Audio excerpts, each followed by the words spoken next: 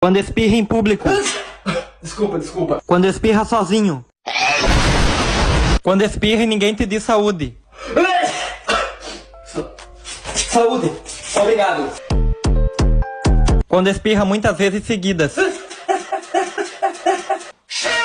Quando espirra às 3 da manhã.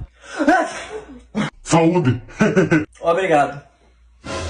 Quando espirra em 2020. Ele tá com coronga! Não deixa ele escapar. Calma aí, mano, é só renite.